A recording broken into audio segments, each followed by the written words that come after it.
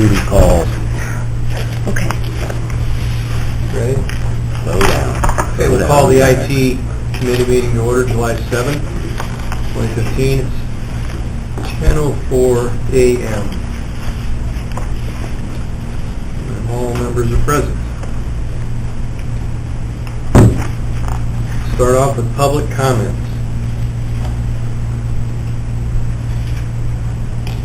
Any public comments? Move on to the next item, Iroquois County Network grade. Last month, Troy, you had asked Rusty and Greg for an overall grade for the county network as a whole, which they don't want to give you off the top of their head. They wanted to do some work. And Greg is back again today. Greg Wolf, our account manager that we met last month, and I don't know if you guys have met Jeff Facer, is the CEO of Area Wide. I don't think Jeff has been for one of our meetings. So Jeff Facer is here as well. Jeff? Oh, Jeff. So they can speak to the grade.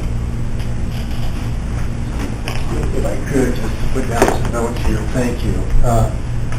Your grade is composed of several things. Because when we look at your IT infrastructure, we look at several aspects of it. We look at your disaster recovery, business continuity aspect, your virtual infrastructure, since you're virtualized now, which is clearly the way to go. The security aspect, the network infrastructure, meaning your switching, cabling, that type of thing. Your email solutions, are you using spam defense? Do you have email archive?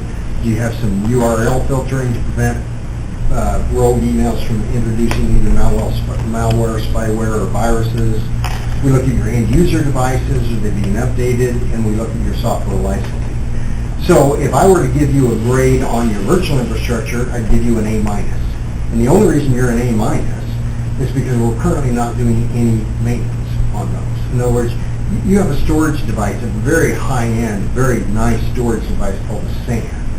That's a Storage Access Network is what that stands for. That SAN has firmware updates. The hard drives in the SAN have firmware updates. We're not taking the time at this point to do any updates.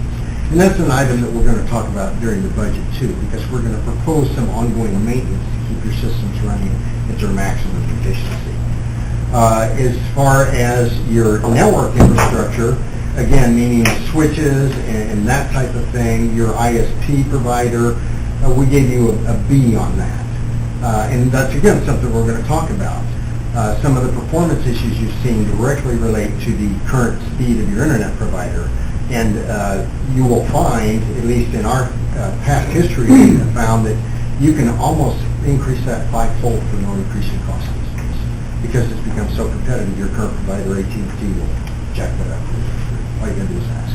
And I'm very good at asking on behalf of people. I had a client in Champaign that they have 4 different internet connections for 4 different sites. They went raised them all 400%, kept the price the same. So this is something we should look at. That would be no cost to the county. Your email solution, we gave you a B-. The reason we did that is not because you're not using a great program. You're using the best program out there, Microsoft Exchange. You are using spam defense. What you're not doing is providing any form of email archive. And that may not be an issue. I don't know. I don't know what the county rules are, the guidelines to store old email. So if that isn't an issue, then that grade would go up. You're also not using any what we call URL filtering. Again, when somebody sends you a link in an email, there's a device that will scan that link and determine if it's safe or if you're going to a malware site. Prevents lots of problems on the network, especially on the workstation side of things for malware and spyware, which, as we all know, slows those systems down significantly. End user rating, we gave you a B- on that as well, mainly because you're not doing any patch management on the workstations right now. There's a lot of security patches and Windows patches that should be applied to those workstations on a regular basis. We have programs that do that completely automated, so the end user doesn't have to be involved. But we would recommend that whether you have us do it or whether you guys take the time to do it, those are things that should be done. As far as disaster recovery, we give you an F. And that's because you don't have any, which is pretty straightforward. And this is not an inexpensive solution. You'll see this in our budget. If you want a true disaster recovery location, which we're proposing you do at the courthouse, since you have fiber between here and the courthouse, which is, your network infrastructure is fantastic, you have fiber now. But it's an expensive solution. And maybe you don't need it. Maybe you can wait a long enough period of time to get back up that you don't need a hot DR site. These are questions that are things that you guys have to resolve. I'm just bringing to the table things that we see as your IT consultant that should be addressed. If the answer is no, you don't want to do it, that's fine. But then a conscious decision has been made, no, we don't want to do it. And then you can put it together. So overall, B minus, again, those grades were just kind of what we came up with based on our evaluation. Questions? When you talk about, excuse me, the disaster recovery, and you're talking about the courthouse, would that be a mirror of the system? Essentially, yes. Not a perfect mirror. So it's not, is it live, or is it something that have to be dumped every so often? No, it would be live. It would be daily. Essentially what we do is we create an environment over there similar to the one here. So if the server room here were to burn or something were to happen, we simply spin up those servers. In the virtual world, we call this spinning up, because I can create a new server in the virtual world in minutes, whereas in the old world it would take a half a day. And then we're proposing to put another SAN over there, do a straight SAN-to-SAN replication on a daily, if not more often, basis. Just seeing the changes. Yeah, just the deltas, exactly. Just shoot the deltas over there. Everything over there is real time minus perhaps a day max. And then the servers are already over there, so if this site goes down, we spin those servers up, attach to the SAN, you're good to go in a matter of hours. Whereas the scenario now, if that room burns, you've got to buy all the equipment. You're looking at weeks. So that's you've got a delay there. If you can live with that delay, that's fine. But otherwise, this is an issue that doesn't have to be done all at once. But we're proposing we start this process so at the end of 2 years, you have a full DR site ready to go. And then you do the reverse also? Well, what would happen, yes, is very good question. When you get the new equipment in, your DR site is handling the day-to-day operations, recording everything. When the new equipment comes in, we put it back over here. We simply flow everything right over here, which takes a matter of minutes, and then come back. You're talking about in the recovery? Yeah. Okay, but what we're doing is setting up a mirror over there for this building. Oh, actually, this But do building. we do that one over here then? Well, no, because, see, it's the same data in both places. So, Okay. yeah, basically, we're It's using coming that over as here. the dump site for your real-time data. So if this site goes down, we fire that site up. Yeah. And then when this site comes back online, well, you can essentially bring this site back online to be your primary, and that will still remain your DR site. Anything else? Well, regarding that, so does the data physically exist on either location, or is it all virtual? Well, the data exists on hard drive. It's on a hard drive. Well, and if can I draw something there for you? Sure. Yourself out. Yeah, You can find I'm a some horrible artist, so don't expect a lot. That's what we hear from everybody that draws the picture. You guys have a very nice environment.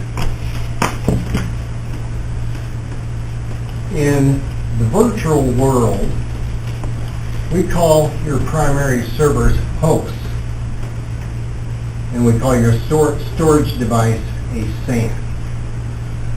On these hosts, depending on the horsepower of the host, I can run a myriad of servers. I mean, I could run 50 Windows servers on one host if it had the horsepower. And I think we're running 12 on each of their hosts, something like that. I don't know for sure. But like you might have Exchange mail server here. You may have a file server here. You may have an application server that runs your apps here. These all run on a single host. The software you guys invested in is called VMware. It has some very cool features. One of those features is real-time failover. So if a server on here fails, or this host fails, in real time, no hiccups, nobody even knows it happens. You fail over this host. There isn't even a bug. Nobody even knows. We know when Anita knows because she gets an error message. But this is instantaneous. Now your data, in answer to your question, is all here. All data is here. So, and these link to these hosts. You have a single point of failure right here. Now, this thing is loaded with hard drives. And we set these hard drives up in what we call a RAID 10 configuration. All that means is it provides double redundancy. So if you have a drive fail, another drive takes over automatically, no downtime, no hiccup. If that drive fails, you still have redundancy with additional drives. Now, and by the way, this unit has 2 power supplies. It has 2 back-end controllers. It has 8 network ports. So if any single device fails, you're good to go. But let's say that bad boy fails completely. Something bad happens. You have a 24/7, 4-hour guaranteed replacement contract with Dell. Sunday afternoon, 2 o'clock, you call, within 4 hours they're here with a new box in your backup room. So that isn't quite, they've just come out with a 2-hour one, but it's checking. What do you mean we're back up and running? Because where's the data then? Is that physically destroyed? If that's physically destroyed right now, I believe you're copying it to a USB drive and taking it to the bank. Right. That data would have to be put back on there. Correct. There you go. But anyway, then in answer to your question, what we would do, this SAN would mirror a SAN over in the courthouse in the DR site. You'd have hosts over here, same way. And if this entire thing burned or whatever, this data is here real time. Not real time, but in a 24-hour time. And we simply spin these up, attach it to the SAN, you're good to go. Now, is there another scenario where if we did this in phases where just that would be there? Yep. And if these could be replaced, You got it. spin back to that? And that's exactly what we're proposing. When we come to that topic, you hit the nail right on the head. What we would propose now is a SAN, the switches that are necessary to route over to here and into the SAN, but not put these hosts in right now. Because now this is your most important piece of equipment right there. And that's exactly what we're So, would it necessarily, I understand there has to be some switching, but since we put in the bigger fiber optic, would just the line be dedicated to that? No. That fiber can carry a massive amount of traffic. So it would just jump on one with a switch Like whenever it's needed? And keep in mind, and your question's a really good one, all we do is once we get the original backup over here, we just do the changes, the deltas. So you may have, let's say you have 5 terabyte here, on a daily basis you may have 200 gig packs. Not much at all. So it's not going to slow that fiber down at all. And that fiber is wonderful. That makes this very functional, very easy to do. There's no transmission. Just Yeah, over the wire. right, over the wire. Questions?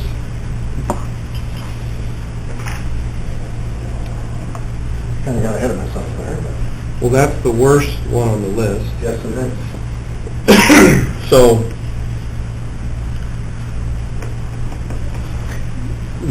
the next, I don't know if there's some we're going to have to put a game plan to pick off,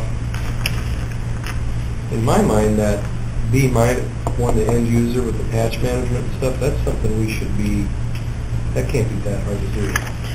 And that leads us into our next issue, is the connectivity. Do we want to move on to the next item? And I can talk kind of about that patch management and the workstation updates. We have the last couple months been talking about performance issues within the network. NIDA brought the issue up first several months ago saying that there are times that it's very slow. So I worked with Rusty and Brian to kind of monitor and some testing, and we tested, it was the week after the last monthly meeting, and ran a chart, and I didn't print, I couldn't find it this morning, but ran a chart of this is actual performance on our network. And if you look here, here's 10 megs. Like every day we're hitting it midday, 10 megs, 10 megs. I talked at length with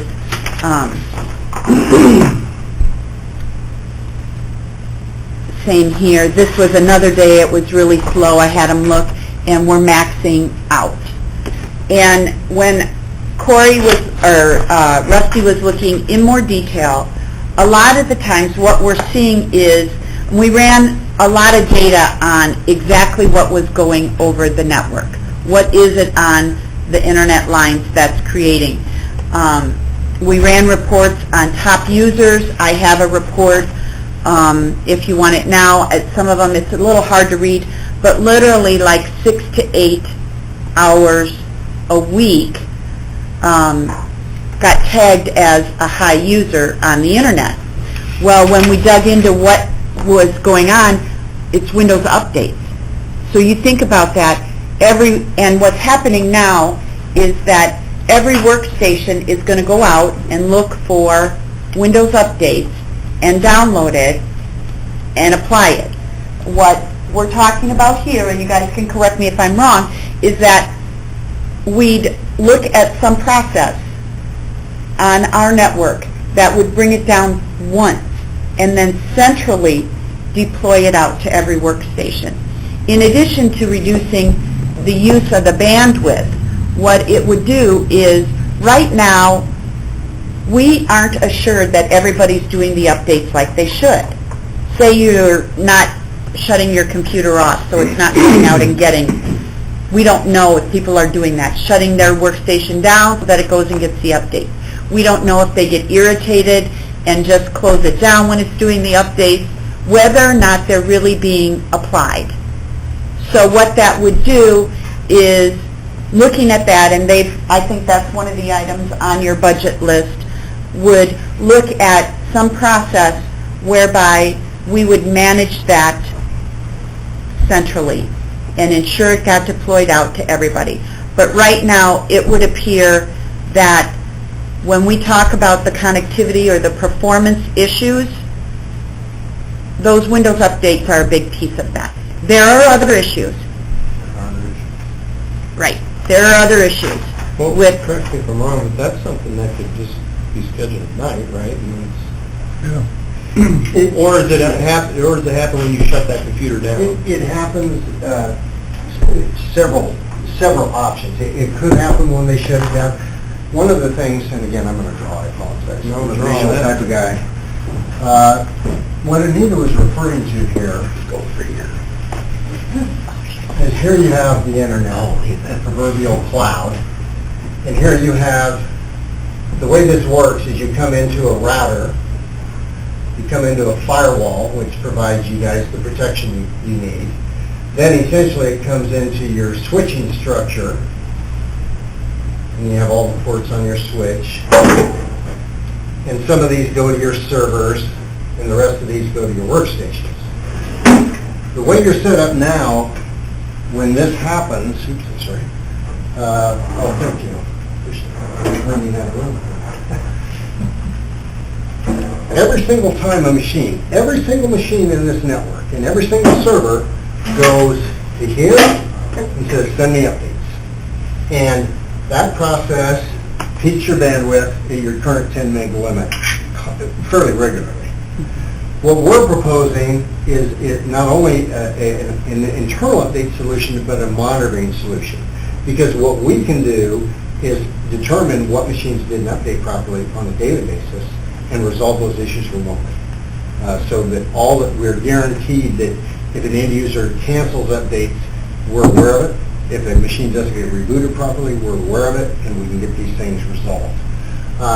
Because what we do is we essentially download this to the server. Now keep in mind, this is a 10 meg feed, okay? Your internal network is 1 gigabit, which is what, 1,000 times faster, or a bunch. So there's no, you're saying there's no bottleneck? No, there's no bottleneck. Because once you're here and you're on your 1 gig infrastructure, updating these workstations is all at a gig. Your bandwidth isn't even used. We download the updates once, including the virus definitions. That's another one that's slowing us down.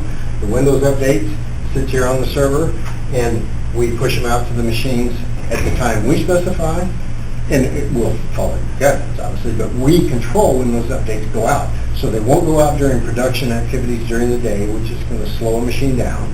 They'll happen at night, early in the morning, or whenever you choose. So this resolves that bandwidth issue. Again, And what's that take to do that? Is that just the software configuration? yep, it's a utility that we have that it's called NetWatch, is what we trademarked it as, and it's a monitoring update. Another free utility. service. Exactly. No, I got to tell you, I'm probably one of the most guilty ones of the update thing, because my computer at work is on a docking station. Right. And I'm always in a hurry, and I know. you go to close it, it I know. says wait for 40 updates. I know, I'm like, I know. You guys are Pick pick it up. Not only is it wait when it closes, but it's when it starts up. But we're monitoring it, because my IT guy sees that Yeah. right away. Yep, yep. Yeah, so this is the solution. I would still advocate you allow me to contact AT&T on your behalf and see if we can get an upgrade for free on your bandwidth. Well, there's no negative to that. I mean, that's a no-brainer. Keep talking free. Yeah, well, and believe me, they're Well, really anxious right. to do that. Now, they make you re-up on a 2 or 3 year contract, but does it matter? I don't Right, think you so. don't have any other Yeah, options here anyway. Exactly. So anyway, that's what we're proposing here, because we eliminate this 10 meg constantly, however many workstations you have, updates, and tie up that bandwidth to updating it once at night, putting it on the server, and then shooting it out to all the workstations.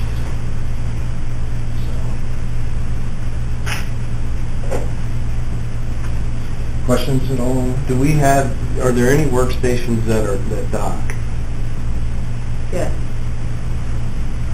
They have quite a few. So then how does it affect those? Well, basically when they come back and dock, they'll be prompted, do you want to install the updates now? They could say no. Again, we monitor it, so on a daily basis, if we see they've said no for 10 days in a row, we'd probably shoot an email and say, hey, just so you know, we need to somehow allow some time to get this one done. The problem right now is you don't know who has and who hasn't. Right. And that's where the monitoring software is very beneficial, because we get a 10,000 foot overview constantly of where your patch management status is. And that's the price you have to pay for being mobile. Well, and being mobile and then being automated, so it takes the human interaction out of the equation. So, you are going to create some type of proposal for... It's actually in your budget now. Okay. When we get to the next item, we'll talk about that. But that's one of the things, they've got a list of several things they're going to propose for us, and we can choose to budget or not budget. So we'll talk about that then, the actual cost of that. But I wanted to talk about what we were seeing in terms of performance concerns and make sure that we're staying on target and not letting that drop. Because, let me add though, to the committee, users both, that the whole spirit or idea behind this is we have to stay current all the time, or we will end up in so much trouble down the road. You know, we elected to go this route, and I think it's the correct choice, but we have to stay on top of it. It's a little bit every year, or crash and burn later on.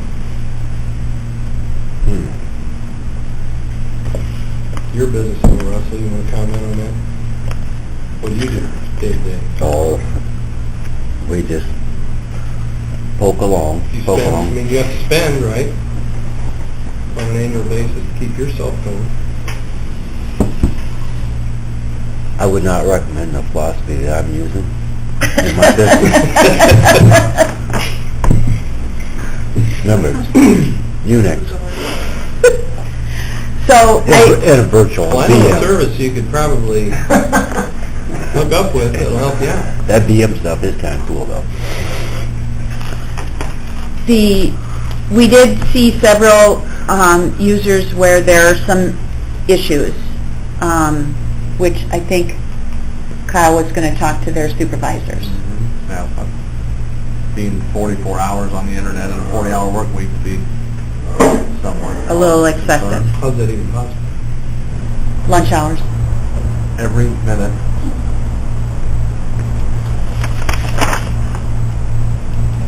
Well, and, you know, in nobody's defense, and some of that, I just got a different phone here recently, but my data packages kept climbing and climbing and climbing.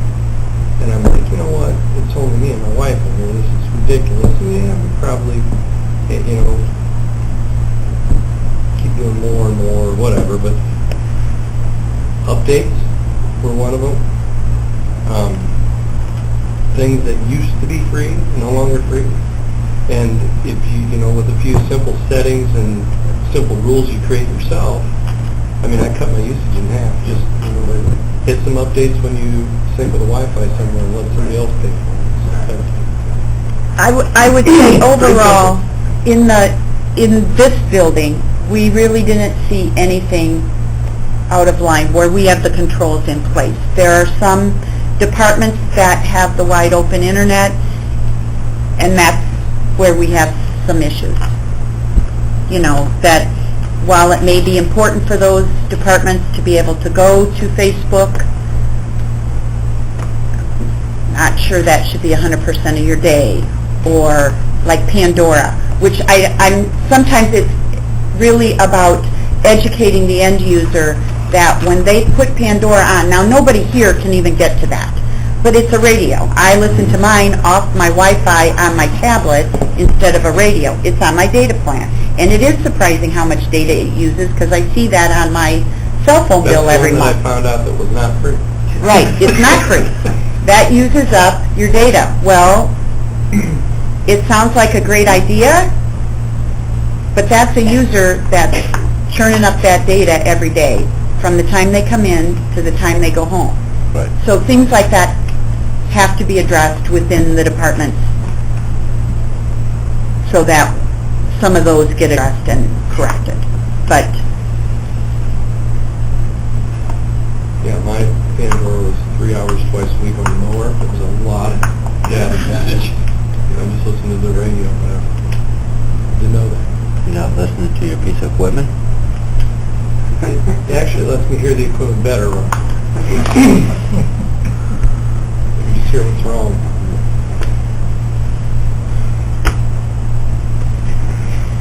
Well, I think we're at an important crossroads, because this is what we're trying to establish for budgetary reasons for next year, correct, Anita? right, right, So we're talking about incorporating some of these into right. budgetary talks? Right, and Greg brought a list of what he would, what area-wide, really as a whole, everybody kind of got together. I mean, Rusty and Brian, who know our network very well, Greg, Jeff had input, and they all discussed what the things are they think we should move towards. And I think you have copies, right? And Greg, do you want to speak to that, or Jeff's going to speak to it? But they've got a list now of things that they would put on the list for us for next year's budget.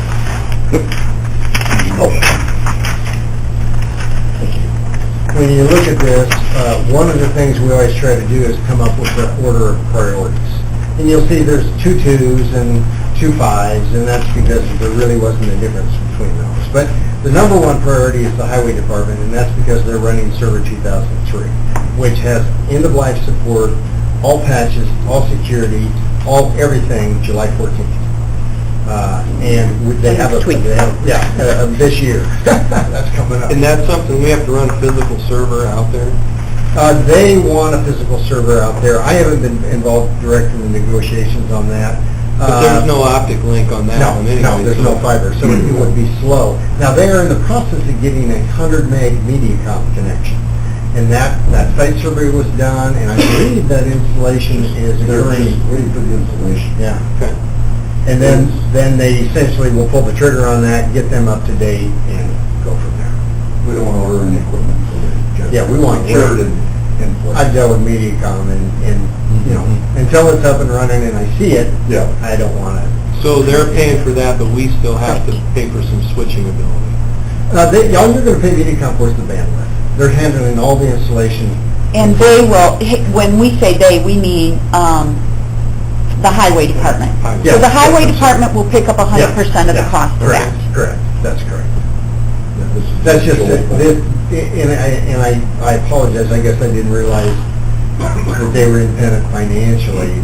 This was just kind of our overall assessment of the entire Airport County IT. So, number 2 is maintenance on your virtual servers, hosts, EQLs, Equalogics, that's what that SAN is. Your Force 10 and AdTrend switches, and your Wi-Fi, your wireless access points. Right now, we're not doing any maintenance on that. We have advocated doing maintenance every 3 months. And we did every 3 months to keep the cost down. Is it better to do it every month? Sure. But realistically, if we go from nothing to every 3 months, we've made a giant leap forward. So that's why we put that on. And that takes care of the first one on the scorecard? Yes. Yes. Yes, it does. Correct. And then server maintenance patch management is for the servers. The patch management is the same for the servers and workstations. We just broke it down by server because it's really important you do it on the servers. Okay, if you're going to choose one or the other, do it on the servers and don't do it on the workstations. That's why we broke it out, servers and workstations. This again allows us to monitor 24/7 your servers. We can see CPU utilization, memory usage, any things that hit a peak for a certain threshold, 30 seconds or whatever we define it as, will send us an alert so we can look into it and be proactive versus reactive and stop the problem before it starts. And if you look at that price, $7 a month, $3 per month patching, so $10 a month per server, 18 servers, $180 a month. That would be similar to how we get billed right now. So we get a monthly bill now that relates to like our email, spam filtering, etc. And it's just a constant price unless we add workstation. This is the service, this much per month. So it's just part of our monthly service. So that would say that would require an increase to that service line. Any questions so far? We want to create a what we call a lag group between 2 of your switches. This is in the overall picture chunk change, but this will improve performance. Essentially what we do is you have some open ports on your switches. We combine those ports into a lag group. So like if you had 4 ports on this switch and 4 ports on this switch, we create a 4 gigabit lag group between the 2 switches to allow very rapid data transfer. Right now they're at 1 gig, and we're seeing a little bit of latency between the 2 switches passing traffic. So just because there's open switches there, you can just put something over that traffic? Yeah, we can essentially tell that switch we want ports 1, 2, 3, and 4, and 8, 9, 10, 11 on this one. To work together. Yeah, to be a lag group, and instead of 1 gig, it's now a 4 gig uplink. So instead of a 2-lane, it's an interstate? Exactly, you got it. And we use 4 cables, but even though they're physical, we create the virtual lag group and we pass traffic at a very, very rapid rate. What I told Greg is that when I get to a month, see, I watch the budget every month in terms of the service calls that we have and whether I'm over or under. I'll just wait between now and the end of the year. I'll have a month, and we see it. You know, it'll peak where I'll have a month with a ton of activity and a ton of issues, and then a month where I don't have so much. I'll wait for a lesser one and just take care of this $450 in that month, so that it'll just happen as regular ongoing service. I mean, technically, some of this is a pay me now, pay me later. If we don't do it, we're gonna have to Got it. service down the road. Your question, or your comment, we have found, and I don't want to be a salesman because I hate salespeople. I don't think any sales calls come into me any day of the week. I can't stand it. But proactive is always better than reactive. Okay, it's like going to the doctor for physical. If they find something early, you're going to be fine. If you wait until it's stage 4, you're not going to be fine. And we're big believers in proactive, and clients that do proactive consistently have lower IT bills from us than the clients who base on waiting for problems. And that doesn't even include, I mean, in preaching to the choir, that doesn't even include the employee lost productivity when their machine's down. And you're waiting on us. Plus, you're doing productive work in that firefighting. Exactly. Which overall, you should make more money on the productive. Absolutely, you're absolutely right. All right, number 4 is software licensing. The only reason we put that where it is we've seen a radical increase in Microsoft audits. In fact, I would tell you 10% of our customers minimum have gone through a Microsoft audit in the last year. And not many of them are compliant, simply because people will bring in a copy of their Office from home, put it on their machine, nobody knows about it, the audit takes place, boom, they get hit not only with the cost of the license, but a penalty as well. This is not a lot of money, but it gives us a starting point to monitor licenses moving forward, and if we find deficiencies, we can get those corrected. Does that also help the individual departments track what they do own and have and have to maintain? Definitely. Good point. Because It that's will be where, done by department. that's what's confusing to me is through all this IT, at some point in the chemicals, there's a line in the sand between the IT overall and the individual departments. I mean, they have ownership too. Yeah. So this would be something that we could provide, or Definitely, by we department, would- so they could see exactly could what they have. use it. Exactly. In fact, in this, you'll also get a detailed, too detailed in my opinion, list of the specs on every single machine in the department. From the amount of RAM, the size of the hard drive, how much space is used on the hard drive, the motherboard, does it have a DVD drive? I mean, it's a phenomenally detailed report. So they'll have an actual hardware inventory of every single piece of equipment they have. All right, email archive and retrieval spam defense. This is kind of what we talked about. I don't know if you guys are required to do email archive. I just don't know. I don't know if state of Illinois county regs require that or not. I know that a lot of organizations have to do it, and not many do. It's kind of a new thing where people are coming on board and saying, oh, we need to get that done. Well, what do we have now? Well, we have spam defense, and so to say that it's... No, but email. Oh, email. No, it's There's nothing? Not in the way of archive. in terms of whatever you might save on your local, that'll back up to the network, to the server, but, right, we don't have anything that monitors or, archives after a certain period of time.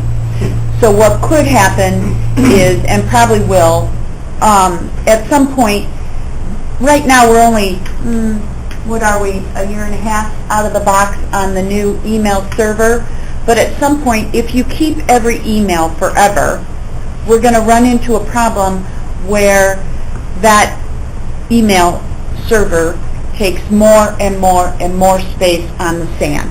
But it doesn't exist. It's virtual. Well, it does exist. Just keep growing. Yeah. That's right. Yeah, basically the archive lets you put it somewhere else. It's still retrievable. But when you archive it, you also shrink it. Compress it, So that yeah, helps. exactly. I've seen it with clients with FOIA requests, that they can't go back and pull that, string. The other thing we see, and I believe me, and I only mention this not because I know of anything here in the least, I don't, but we've seen employees, as they become disgruntled in their job, start to delete emails in anticipation of quitting.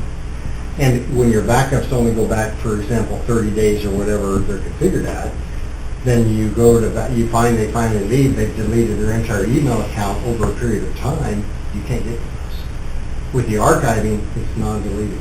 It is there forever. And even the employee or user cannot go into that archive. They go in and retrieve, but they can't go in again. So it's a very fail-safe means to make sure that you're archiving everybody's email. I'm assuming that those archives are from time to time deletable according to the state with their okay. Statute type thing. Yeah, the It's administrator. the same as other records. Statute of limitations. That Lisa's going through, we're going to go through.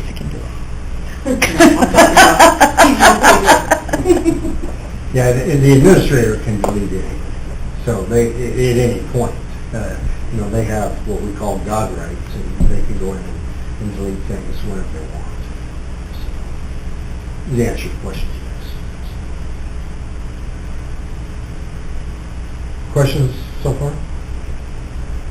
Next item we didn't put a dollar amount on, and the reason we didn't is the wireless access points you have are really the top of the line. But they're coming out with a new management software September 1st.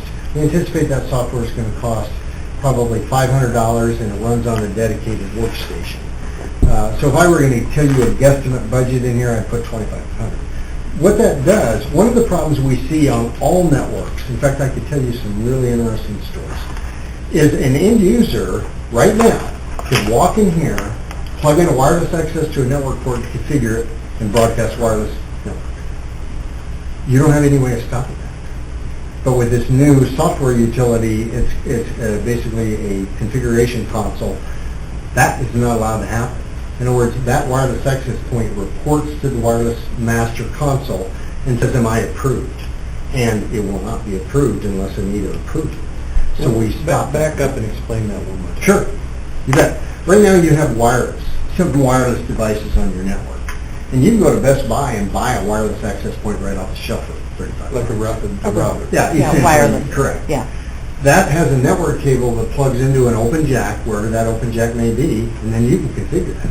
It'll pick up an IP address, which is necessary to broadcast internet bandwidth from your server, and boom. And we had a renter that was doing that we didn't know about until we did the switch project. Not only does it tie up your bandwidth, it isn't a huge security threat, but every wireless access point sold anywhere comes with a default password of password. So most users who configure it don't know how to change it. We did a security audit for a huge bank in Champaign. First thing I did was pull in the parking lot, do a sniff for available wireless access points. They were available. Is right. I was into their database in 30 seconds. Wow. Yeah, wow. So this is something that, and I'm not saying you have any. I have no idea. But this is a easy solution to lock down security. So I would include it in your budget. Next item is workstation maintenance, which we've already talked about. Basically, patch management is $3 a month per workstation.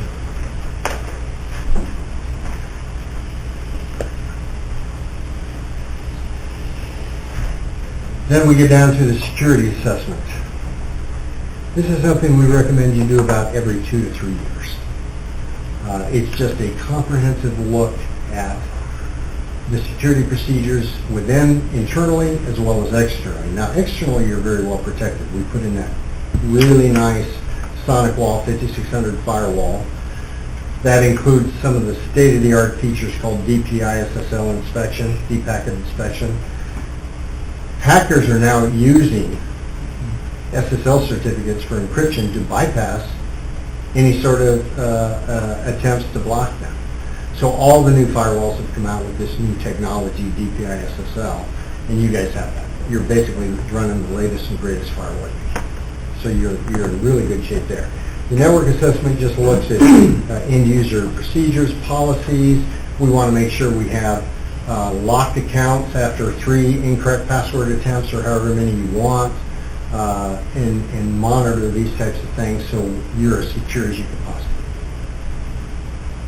And again, we do not recommend that every year, typically every 3 years. In fact, banks do it every 3 years. So I wouldn't recommend it more often than that, for sure. Then we get down to what we talked about before, the DR SAN replication to the courthouse. Obviously, this is your big ticket item. And again, this is something that is up to you guys. If you feel this is important, or if you can live with an extended period of downtime, this would not be something you would need. Most businesses, organizations, government institutions such as yourself try to do something. Because there's a misconception, in fact Greg has a handout, would you hand that out, Greg? On the difference between backups and disaster recovery. And this document explains it fairly well.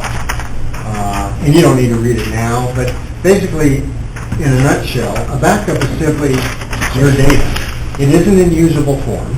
It is simply your data. Now, is a backup important? You better believe it's important. In fact, kudos to you guys, because I will tell you right now, 90% of my customers never take their backups offsite. So, yeah, it's inconceivable. Building burns, building blown away by a tornado, building's robbed by a disgruntled employee who knows where the backup device is, you're toast. You're done. And we've seen it happen. In fact, I had a client who had a fire, and I asked him to give me their backup tape, and he picked up a melted piece of garbage and said it was on my desk. And I said, we have a problem. And At that point, you'd be better off under the seat of the yeah, secretary's car. yeah, you better believe it. For a month old. Anywhere offsite. But that document explains the difference between backups and disaster recovery. And I would strongly advocate that you start to move toward a full disaster recovery solution. I tried to rebut the F grade with Greg. That's when I got this sheet, Yeah. saying we have these backups. How can we Yeah, not? okay. We have a disaster recovery plan. Amanda takes the tape every day. Be good, but. No, we don't. Now I read that we don't. We think we do, we don't. What I'm looking for is a financial recovery plan. Yeah. Trying to figure out if Jeff's going to give us some terms here. There you go. Actually, you know what? Dell offers phenomenal terms.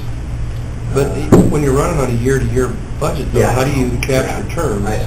That's a difficult. That's why we're looking for you to bank. There you go.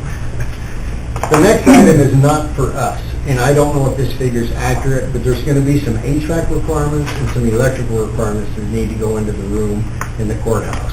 That may be way too high, it may be way too low, I don't know. I believe Rusty talked to your maintenance man, and he said he could run 220 in there fairly easily. So now you're just looking at proper HVAC requirements to make sure that room stays cool. And I have a concern, since that room's in the basement, of flooding. I don't know if the courthouse has a history of flooding, but we don't want water rising in there. Now, your equipment will be 3 to 4 feet off the ground in a rack. Really? That's still Funny, but I know the tiles on the north side have gotten wet, and I don't know, that's been quite a few years ago, but that courthouse was built in a sinkhole. Oh, really? Does it ever have to get pumped, that roof? No, Okay. it's not that bad, but there is water in the middle. So the big rains we had in June, no. Really? That's a good sign. Do you know how much water did get in there when it I'm hit? not down there. It wasn't- Talking about long time Yeah, ago. it just got, it was like seepage. I mean, Oh, they're oh. Damp enough to make the tiles pop. Right. Well, the other thing we don't know is, since they had a massive change in the drainage in town, when was that? When they put all that big stuff in? So nothing's stable again. We don't know what the result of that is. Everybody's saying it's better on that side of town now, but Yeah, they ran line out. Sure. both ways. And opened up the ditch to town. I still think they should put a viaduct in between the two rivers, equalize it.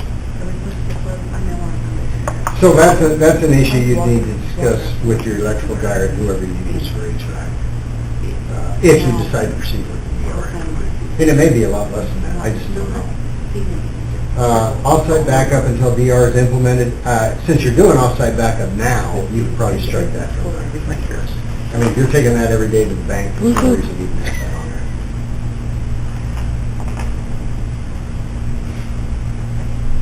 And the next item is related to that above item. You can strike that 1,800 off the list as well.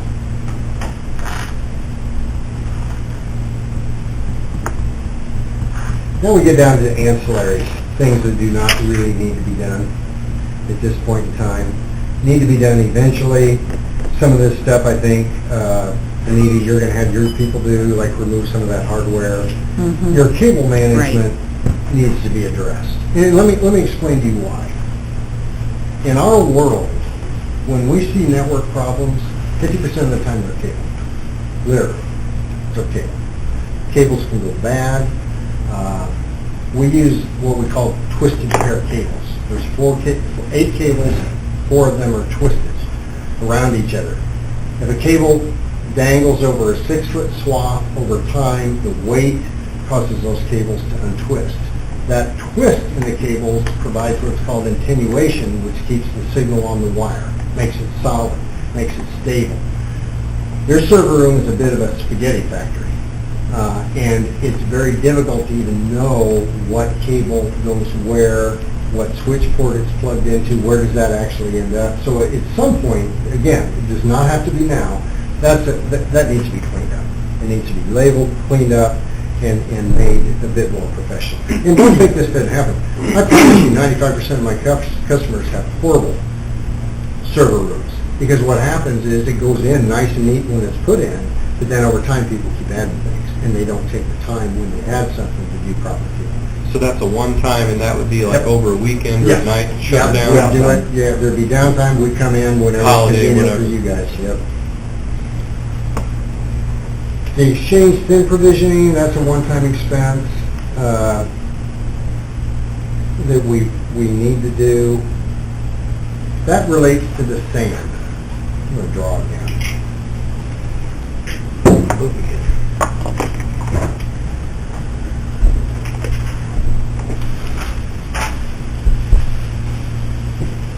There's been some updates to the sand since we put it in.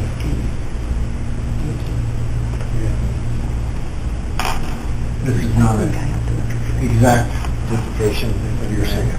I know you do. But these are hard drives, and you have a lot more than this in your sand. When we configure space on the sand for like Exchange, your email server, back in the day you had to configure it what that was called nowadays thick provisioning. In other words, what that means is simple. Okay, we have an email server. How much space do we think it's going to need? And we pick a number. Maybe we pick 2 terabytes. When you hit that 2 terabyte limit, it becomes a bit of a nightmare. However, now they have firmware updates that allow us to thin provision. What that does is we say, okay, this 2 terabyte space is thin provision. When it hits 2 terabytes, automatically allocate 500 gig on the fly, no downtime, no hiccup, no anything. It's automatic. It allows us to not, under the thick provision, you had to assign a fixed amount. And if you guessed wrong, let's say I guessed 8 terabyte, and you only use 500 gig, you can't fix that. You have to redo the whole thing. Nowadays, with the thin provisioning protocol, we can say, okay, we're going to start low to save our space, thin provision it so when it hits this limit, it allocates X more space.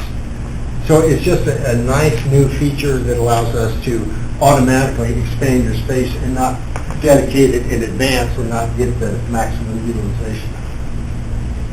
That's again a one-time deal. The 800, the next one, Anita said she was going to have her guys do that. We will need to coordinate if you want us to destroy those drives, so they take the drives out first. Okay. So, same with the switches, and Yeah. all of these things are just simply erasing the data. If you throw a hard drive in the garbage and somebody finds it, they can get the data off that hard drive. So this is just a protection mechanism for you guys. Then we have a new laptop for Anita, and finally we like to recommend a 4-year rotation of equipment. Technology changes, it's unfortunate that you have to dispose of a piece of equipment that still turns on and still works. But as software applications get more sophisticated, they require more horsepower, more CPU cycles, equipment gets outdated. And we believe, some people advocate 2 years, some advocate 3. Realistically, we feel 4 is more than enough to replace your equipment. But if you get on a cycle, like you were talking about earlier, of replacement, then you don't do a forklift upgrade all at once and you get killed. So when we do this hardware software licensing report will know exactly what the older machines are and can budget as a replacement cycle throughout the year. But see, here again, we're gonna bump up against that wall because Lisa's not here, but she's got 11 on here that are gonna come up for possible replacement. Well, what if she just decides, no, I don't wanna do it this year, and then Right. next year, I don't wanna do it, they're still Right. turning on and off, well, you know, again, she controls her own budget, but at some point, we have to have some logic or rules to keep the whole thing marching forward. Agree. And not I just agree. portion. So she could just tell us no year after year after year. Right. Run them in the ground and then leave on top of that. No, you're absolutely correct. So that's the part that I struggle with, is where the line is saying. Right. It's only to help themselves, we can only suggest. No, I agree. Yeah, given the separation of departments, you're right. And then, you know, that is what it is. If the consequences then are, you know, hacks or whatever that hit their department, they're the ones who bear the cost of getting that fixed. I mean, I come from a manufacturing environment, so usually they're trashed after 2 years. Right, With dust. right. But right. here, you could have one last a long Oh, time. you better believe it. I see Mindy's pretty good with one. Yeah. I don't remember which one it was that we did first. I don't know. I'll find it. Yeah.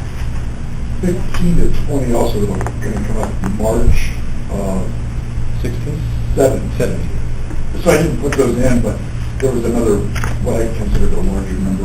I think we should start, you know, putting those on a list and targeting when they're going to go off. I mean, actually Yeah. trying to get some buy-in way ahead of the budget so people know, you know, hey, in 2017, I'm going to have to replace 4 of these computers. If you have last month's paperwork, I gave you the current inventory list of what I have for hardware workstations. And you can see, for everybody I have, since I've been here, we have the actual invoice number, the date, and the amount. So we know as those are coming up, what's there, so. I just did one look in the past. Mhm. Oh, yeah. Mhm. Was that painless? Pretty much. Should be. Right. Mhm. Any questions? Yeah, right. Well, the only other thing I have is related to that is when, you know, these individual departments purchase, they can also purchase what they want. Mhm. So what guarantees us they're in compliance to what our overall system or your creation? Anything, any workstation that is new, that's running at least Windows 7 or Windows 8, soon to be Windows 10, is not going to have any issue with your back-end infrastructure. Your switching, your servers, your SAN. And, you know, they're not going to buy anything older than that. Okay? So realistically, you know, if they like HPs, if they like whatever, they're not going to be a problem. I mean, if they go buy a 5-year-old used system, it's going to be a problem. Well, let me put this another way. Do you have a way to compete against what they can buy on the outside? Should easily. I mean, so maybe, don't take this as an insult, but maybe we should make them check back against there for a price match or something. Absolutely. I would, in fact, I'm not offended by that, and I think it's a wise business decision. Well, I think we gotta- shopping around is always important. I do too, but we also got, the more gross we can run through you, obviously, Right. that's competitive, Yep. the better. And we are generally extremely competitive. Plus, it's what you want and what you Right. know will What we install, know, right. everything will line up. And that definitely helps, there's no question. But here again, I can't, We've maybe been- Kyle can't place the, you know, I'm just kidding. But, Everything that we've been buying for the last year, we have bought through Area One. Mhm. Because that way we know it configures and it works and Well, and the other point, and your point's well taken, is there's only one person to point the finger at. You know, exactly, me. And there's an advantage to that, because if it doesn't work, it has to be only one person's fault, and that's everybody's fault. well, here, as somebody who's purchased before, I can't imagine why if we knew you were cost competitive or we could shop you, why somebody wouldn't just go that direction anyway and then just wash their hands with it, and you tell me the day you're gonna put it in, and I don't have to think about it again. Right.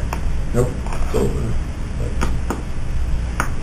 But I think we should somehow push in that direction. Even if they get quotes somewhere else, maybe they should have to run it by you. I don't know. You know, the other thing we can do is, and I don't know if you can control this, but if departments would come in a unified front and say on September 1st, we need 20 machines, Well, yeah, 5 year, 4 year, 3 year, we can do a lot better. Probably than beat the retail. than selling onesies.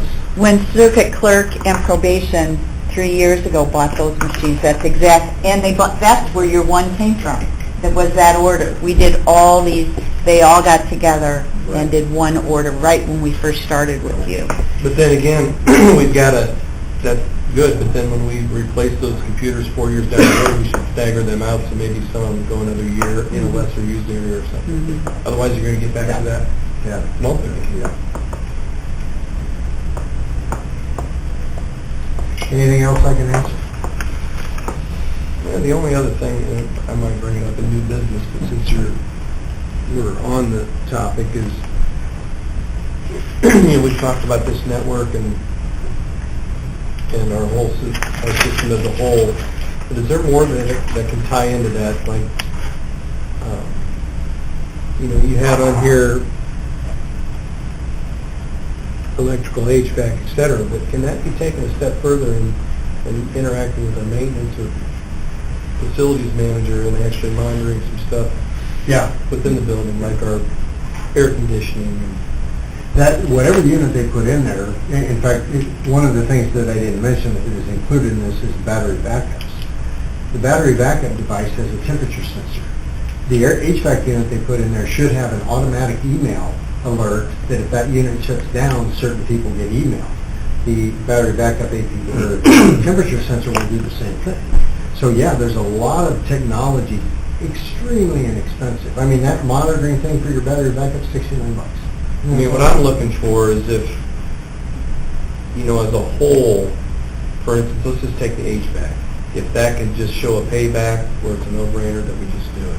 Right. Because there's so much stuff spread out that I don't see how it couldn't work. Well, and the bottom line is unfortunately, computer equipment, every device in that room has got dual power supplies, minimum 750 watts, sometimes 1,000 watts, running all at the same time.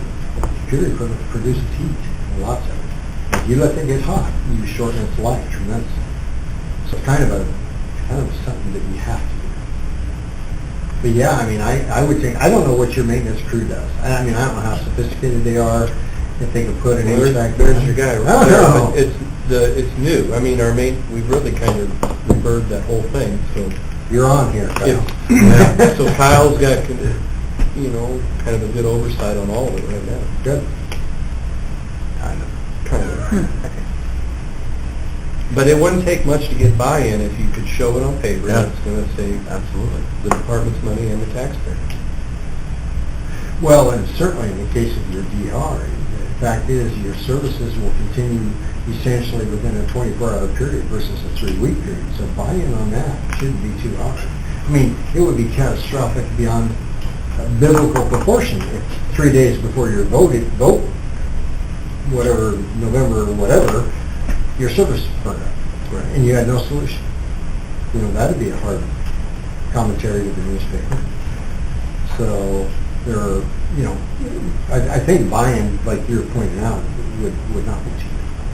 There's a contractor we use here occasionally, but I think for the last 10 years, he's had a service monitoring big stores like Walmart's and those Right. types of things. Hundreds from a central location where if there's a breakdown or Yep. variance, Yep. but the payback's huge. Yep.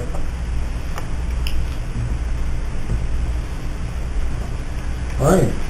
Anything else? Or at any point, if you have any questions, please let me know.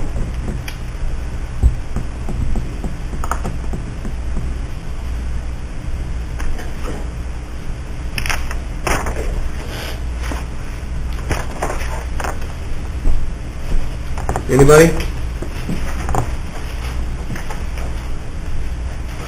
Okay. What do we have here? Well, the question is, what do I do with the budget? Because we'll have budget hearings at the end of this month. So I'll just need to know what you want me to put in for both. It'll be split. Most of the stuff at the top really would be just the ongoing service line that's in the finance department. Any of the equipment, typically, Well, what's covered under the existing amount? Or continuing from, the same we used last year type thing?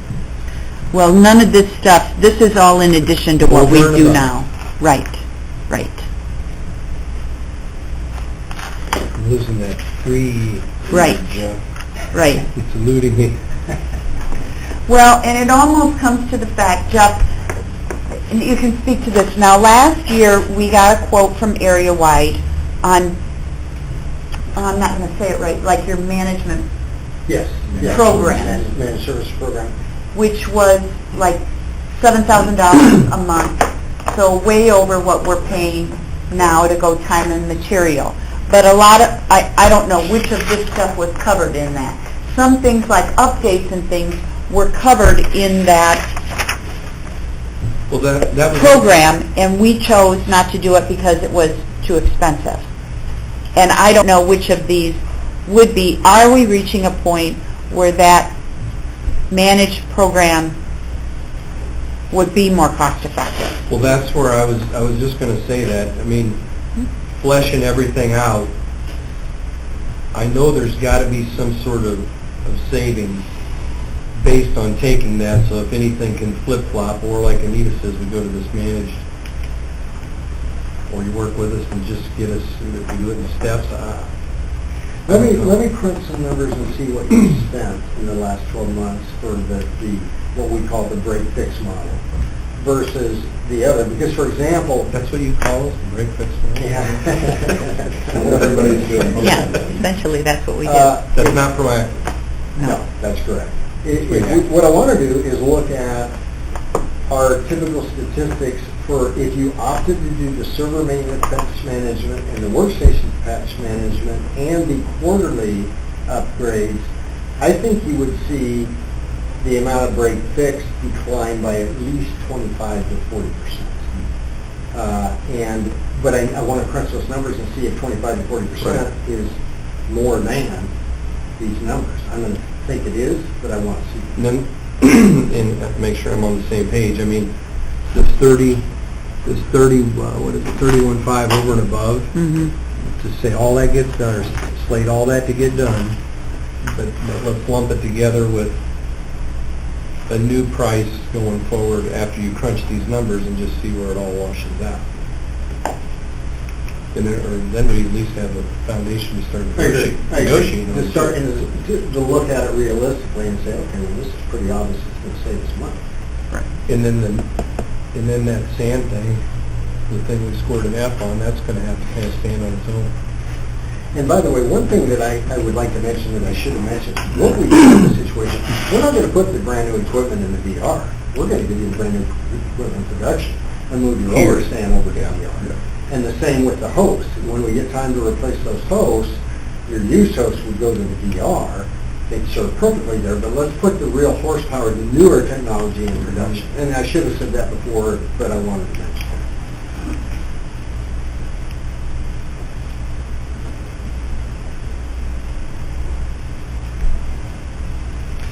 In the meantime, is there any way that could be done virtually for a fee? Yes, but, there's always a but. We could replicate that down to one of our stands, but with a 10 meg connection, it would change. Even with the highway connection, could we go port back through there? If they're doing 100, well, we'd be using their stuff then. Well, yeah, we'd be using the stuff. The problem is sorry. Here's how this would look.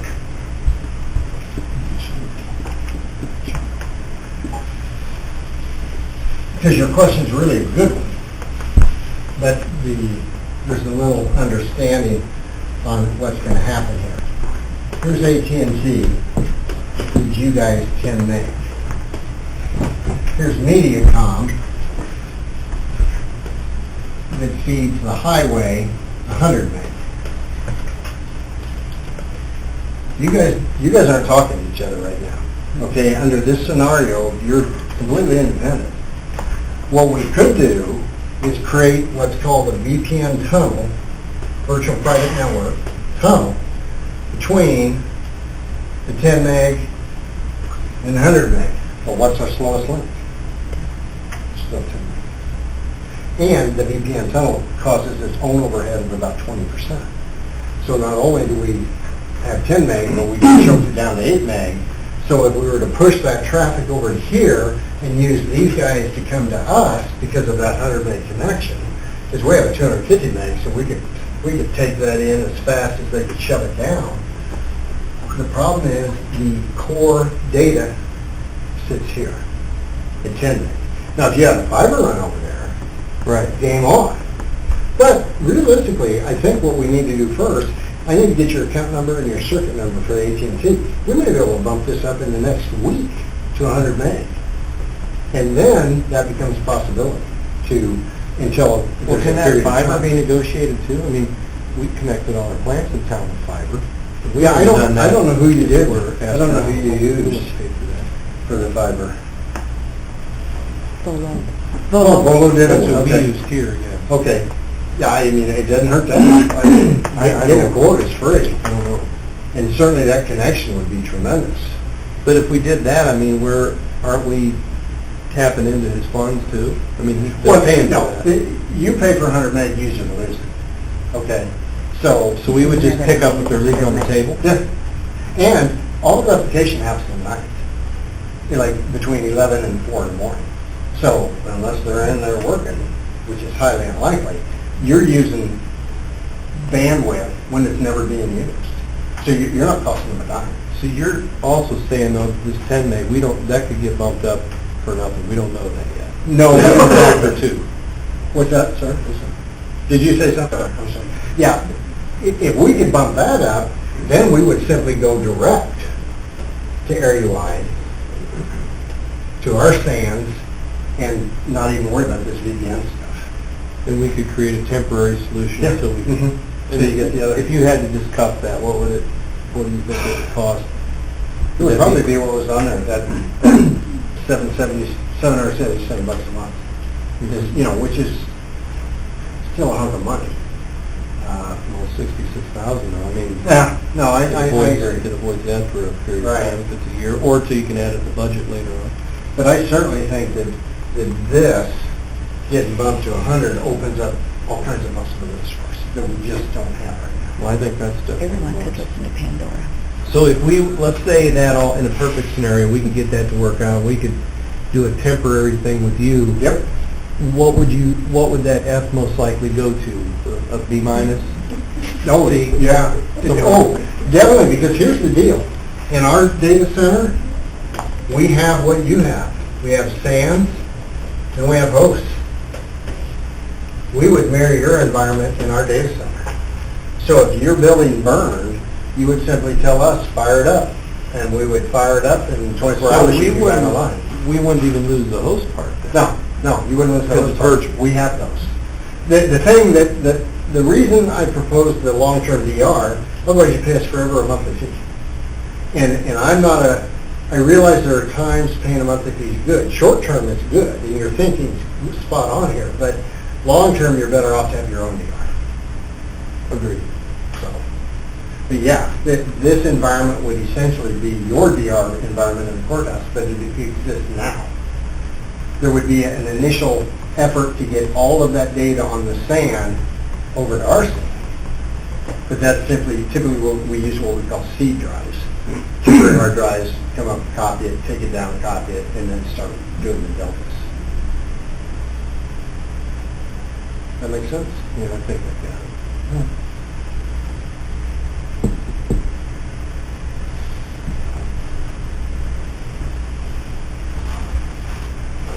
That help or make it worse? It's only money, Kyle. That's right. Have an option, that's gonna be a problem. Can make more. Exactly. In this case, we can tax it. Home company. Back to the budgetary discussion.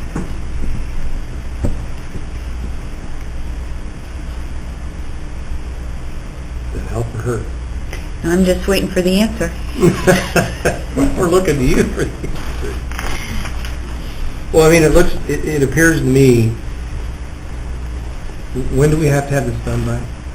Well, the budget hearings typically, and I will cover this with finance on Thursday, would be like the week of the 27th of July, 27th through the 31st of July. We have to So- decide something today. We won't finalize the budget those days. Those will be the first blush. That's when the departments turn in. Right, and it can take, typically it's September before we finalize everything. It goes on through August. We'll have the budget hearings for first blush, and then the August finance meeting, which will be around the 10th, I think, if I remember right. So by maybe the 8th of August, we'd want to look at it then again. What I can do first is They're all wish lists anyways. put it all in and see where we are and take the incremental and increase it, and then wait to see how the budget flushes out. Does that, Everybody else brings them wish lists, so. And here's my recommendation to the committee. It's 31.5 over and above. This is where Jeff needs to put his hands over his ears, but... minus 7,700, Hmm? because that's highway. Minus 7,700. Well, that's- So But 23, I think we should pursue all of that for next year in hopes that doing some of this, he can come up with a good number for us or decide if we're ready to go to that managed service versus the, what do you call it, the break fix scenario. But at least we have a number to go in at, and then we can move from there. I think the 66,000, unless Kyle's got some money somewhere, I think we are going to have to look at a monthly deal for a while if we want to change that problem. I mean, if we do something for a year and a half till we can get it on the next time, I don't know. That's for the committee to start thinking about. Obviously, if you throw up a bomb like that with less than 30 days to go to a budget, I don't see how that can happen.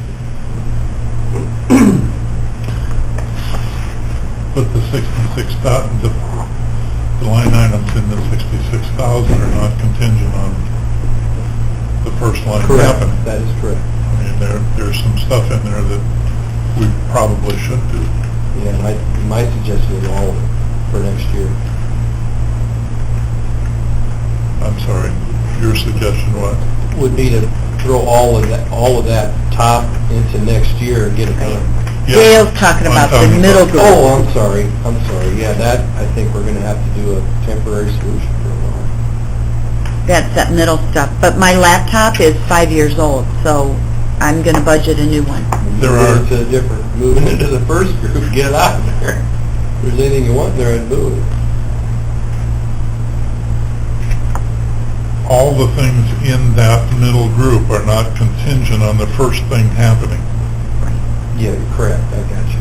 There. That's all I... Gotcha. But there's also animal control software in there. There's no price in there, that's fine. That's going to be done this year. That's done, okay. Not that, because there was still some question of interest.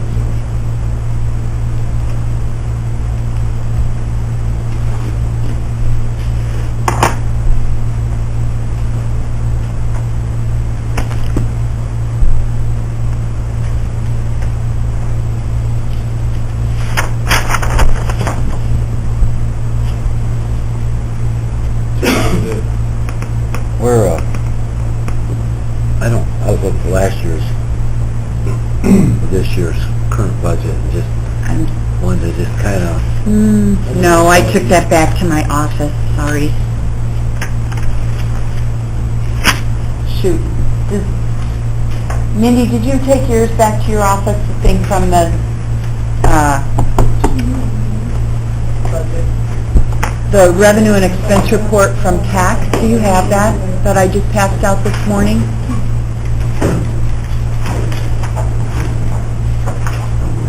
Did it? Mm-hmm.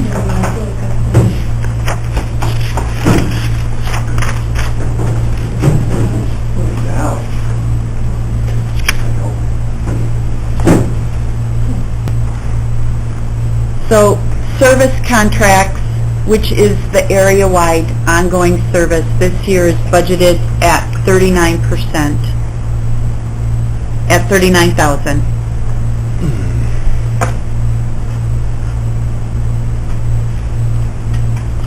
And we're at about 40%, which is of the budget left, which is about right. We're through 60% of the year. That's where we should be.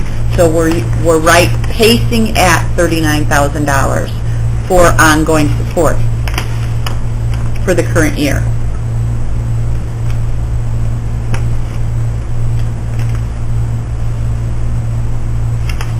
So what we're saying is, if we do the whole first section, you're talking about 70,000 in that line.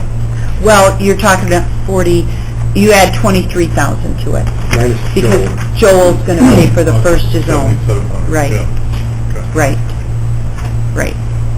And some of those are one-time, but not Right. much. Not much. And that doesn't include the one number 5 line, Right. which was estimated 2,500. 2,500. But number 5, the first number 5 on the spam defense, I don't have the actual number we pay per month. There's an offset there because we're currently paying for a spam defense. We would use a different spam defense. So there's a little offset there too. I don't know what it would be. That's right, per workstation per month. How's your accounting broke down on, on the lines? Is there like a line for them, service only and hardware, and then Right. how many? If we look at, this is the budget in the finance office, so this, what's under 65575, service contract? These are all the GL Right. codes? Right. There is a line for service contracts, and that's the area-wide. That's that $39,000.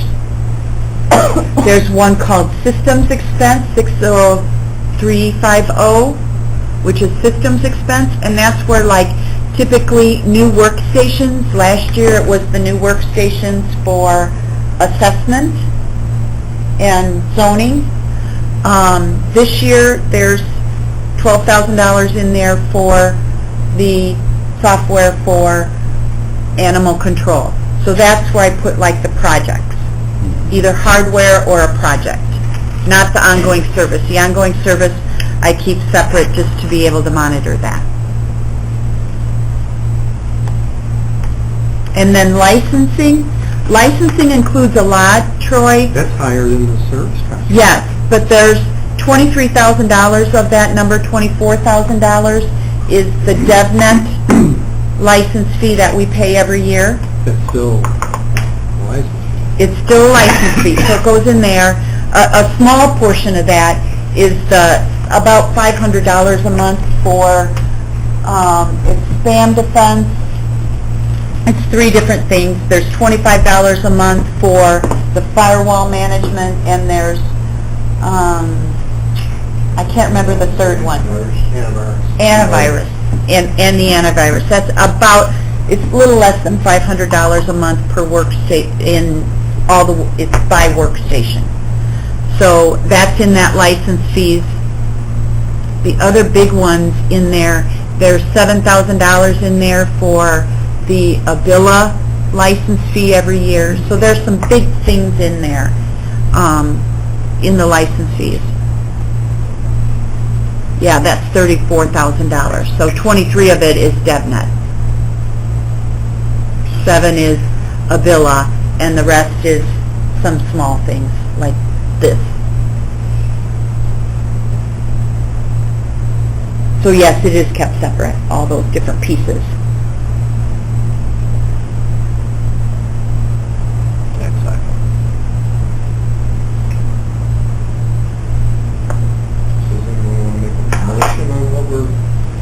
presenting for the budget.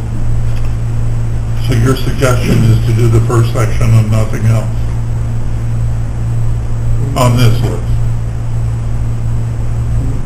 Well, that would be one issue. Then the next is the one we got an F on. That's for budget, the budget. But then the one we got an F on, we probably need to address that today too, as far as a possible plan for that. Does anybody else in the committee think there's things off the second list that need rolled into the first one? Anita's workstation, for instance, or laptop? I mean, I would I'd hate to get to definitely 6 years, yeah.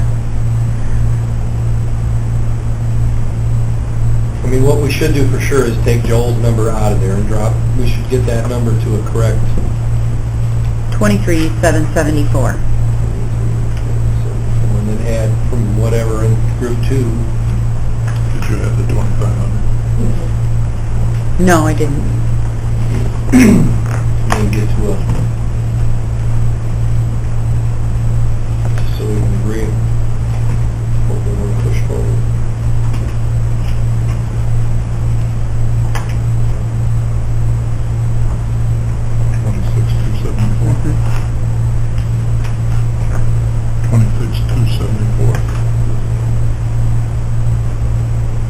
Plus 2,200 for the laptop. That would roll out of there.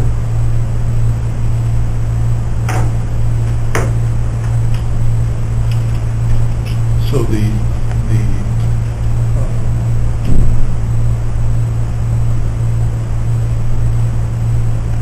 removal of hardware and et cetera, are going to happen elsewhere? Yeah, I have already talked to Kyle Bruno at the recycling center, and Kyle and I talked. Actually, we're probably at a point now, we were kind of accumulating a bunch, where in the past what Kyle Bruno will do is if Kyle loads up the servers and we take them to the recycling center, Kyle Bruno will take those hard drives out and in front of Kyle, with Kyle as a witness, destroy them right there in front of us, so that we know that the data, those hard drives aren't floating around. And he'll take all that for free then. Take a movie with your phone. I can do that. So would you tell us which lines we're going to strike out of the rest of the document by doing it ourselves? Remove additional hardware. Now, I don't know what this switches is. I don't know what that is, so I wouldn't, that's $500. I don't know what that means. The old switches that are in there? Those, then we're good to. Okay. And then wipe, remove servers. Those are the old servers that are all stacked up back in the IT server room. So that's $2,000. Wipe, erase, and fix it switches. Did you say we're striking that? Right. By doing it elsewhere?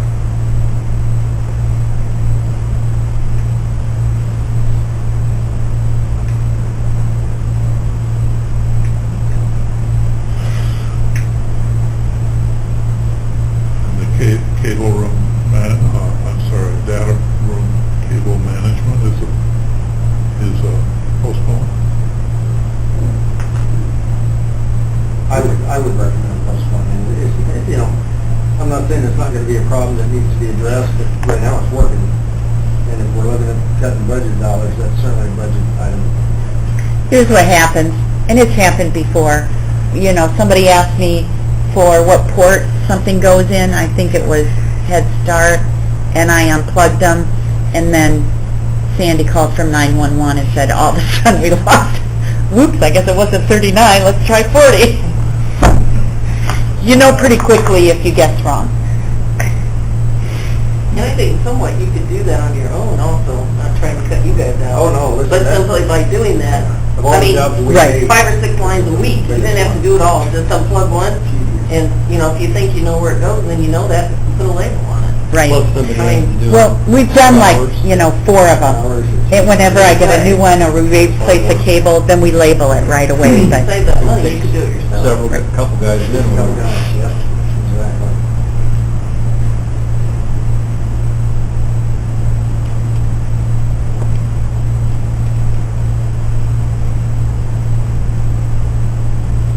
What's the number? 2874. Above and beyond. Right, the 39. Now, the theory being that we do all this, right, Jeff? And our ongoing service costs should go down. Well, that's why we wanted to cover his ears, but Absolutely, that's why I want to do that analysis. You know, I'm not going to sit here and guarantee you anything. All I can guarantee you is that every client we've done proactive maintenance and monitoring for their ongoing break fixes on that, every single one. So I do not see how it could not go down. And it's obvious, you do regular maintenance on your car, guess what? The car doesn't break down. You know, it's the same theory as any application you deal with on a day-to-day basis. But there's a little bit of complication to that because we're on a threshold deciding whether we need to go to a managed package or just keep doing the month-to-month. Right. Well, and actually, I'm kind of, at least initially, proposing a hybrid, where instead of a full managed package, Right. we do the maintenance monitoring part of it, because that's actually part of the whole program, and then stay with the Okay. ongoing otherwise. So we're kind of building this as we go, but you get the best of both worlds that way. That's like number 2, those 2 things. Number 6, where they're watching some of that stuff, but it's not a full-blown managed program. Because I think in time, we'll grow right into that, but I agree. it's just hard to make the leap. But then when we go to a full managed program, then we've got to start managing you, while you're giving us everything we Yep. expect. Then it's the other side. So if we enter into the full managed program, some of these things disappear. Yes. Yes. But we're not ready for a full managed program quite yet. I would say if we get this patch management sub-knowing, next year would be the definite time to achieve that. Right now, I think the important part is these things you outlined in section 1. Let's get these things implemented and get you guys up to speed with security patches, updates, and that.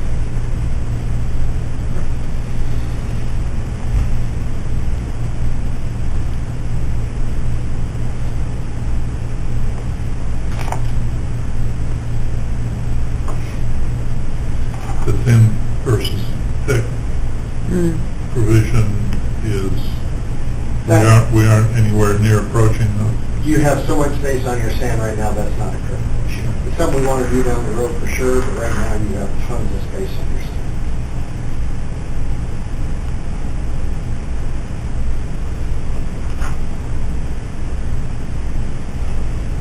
And Anita's laptop is the only workstation that would enter our purview.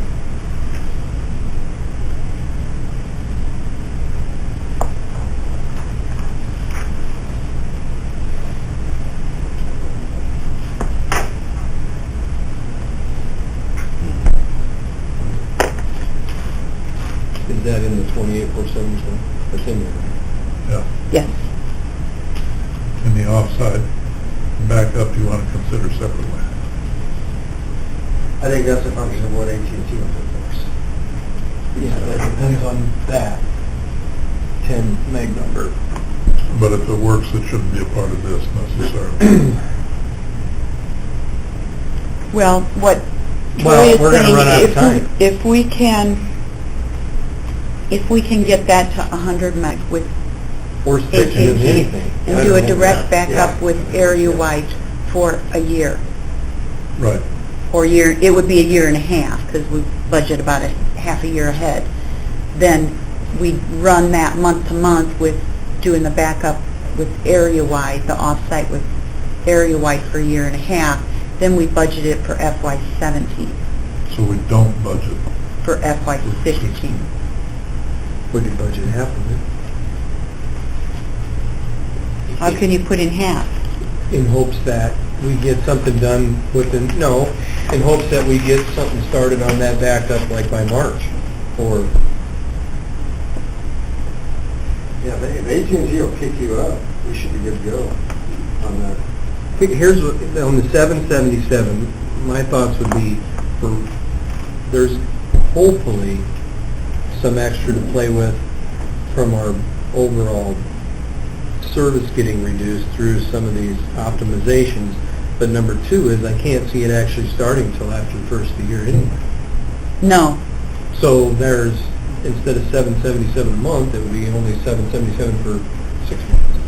I see what you're saying. You're talking about the ongoing service, right, the Yes. ongoing So cost, if Dale's not the question 50 is- grand to install the whole thing. So if Dale's No, question no, is, no, no. yeah, so if Dale's question Yeah. is for the 777, it'd only be 777 for 6 months. Right, Maybe. right, got it. I mean, that's, I would say yes to that. To include it in this number. $777 Include that a 6 month months of that license fee. plus 1,800, right.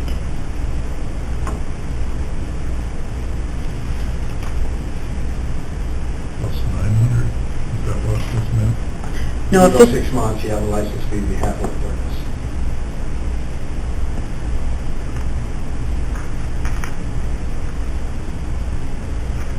It's always a license fee.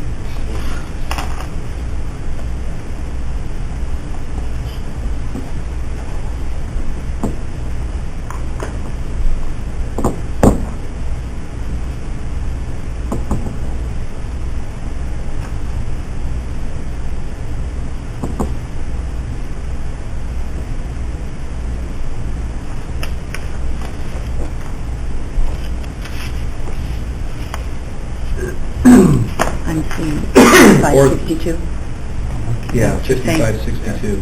2562. Or the others, playing the devil's advocate. Oh, yeah, 55. We could say that our equipment is so new and so good that we can skate until the next year without anything happening anyway.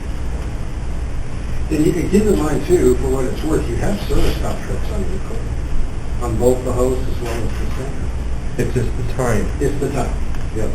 And keep in mind, the service contracts don't do squat if it's an insurance. I mean, if it burns or it's vandalism, your service contract doesn't apply. Just like, your warranty in the car doesn't apply if you hit a tree. I mean, it's same theory. Plus, it's not only time we're out of, it's your time putting it back together. Right.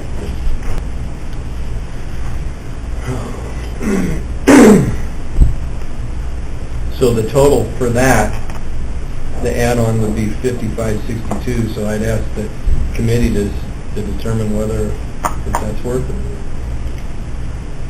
$5,562 to go against the F grade, and it would possibly start after the first of the year. It's your call. Address the disaster recovery.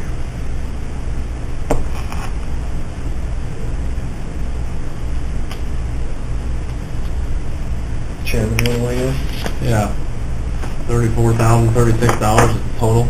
Mhm. Yep. Roll on. Put it in there. It's been spoken, let it be written. That's right. Making a motion? This is just a recommendation. Yeah, so you could round the number. For beginning, I move we recommend 35,000. Preliminary budget numbers. Second. The movements. I think we should put some language in there that says what we're Yeah. doing. Well, to address the disaster recovery. But not And the the- 35,000. And, lay out and the top ones, in order to reduce our monthly, in hopes of reducing our monthly service. a lengthy motion, but, yeah. I think that's important. Looking to reduce our monthly service rate? And, yes. Okay. But leave the whole part out. Dale, I didn't say hope. Dale, you seconded. It's been moved by Kyle, seconded by Dale, Further discussion?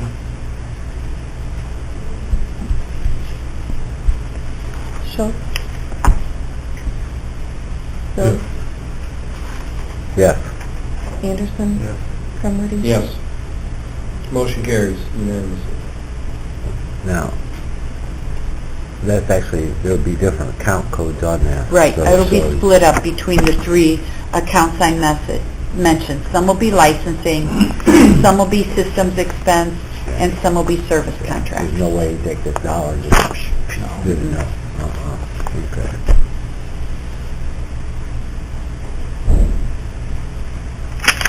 Unless you were here, nobody will know how we got there. Unfortunately. Yeah, There's a lot of work with it, so. Well, they can check the, Check the drawings? no, you half, do. half of them are erased, what do you mean?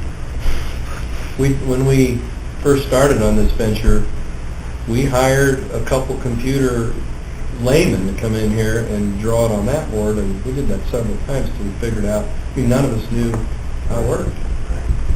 I didn't know what, I thought a silo was on a farm. until then.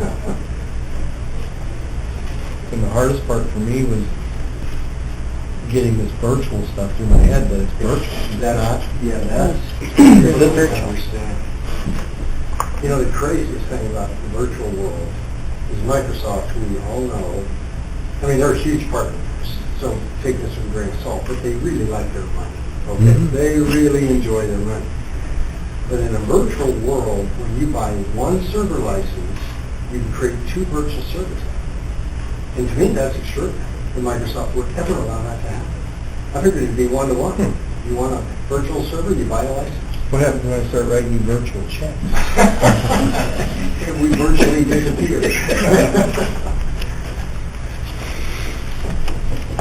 Okay, Virtual. thank you. Sure, yeah. Pretty similar to define, when, you know, people will actually have to define what's virtual. You're right. You're right. So are we complete with the budget? I think I have what I need. Okay. Yep. First go around, yeah. So moving on, discussion and action on ETSB using counties recording equipment. Videotape the meetings. There's been discussion and vote at the meeting to not do it, correct? Correct. I wasn't there, so I didn't hear the reasoning, but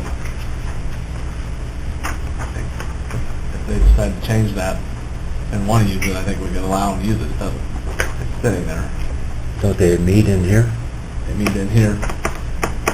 And usually, as far as I know, you guys meet in here. Who's in charge, what's the whole, what brought that to fruition? Dan, Raymond.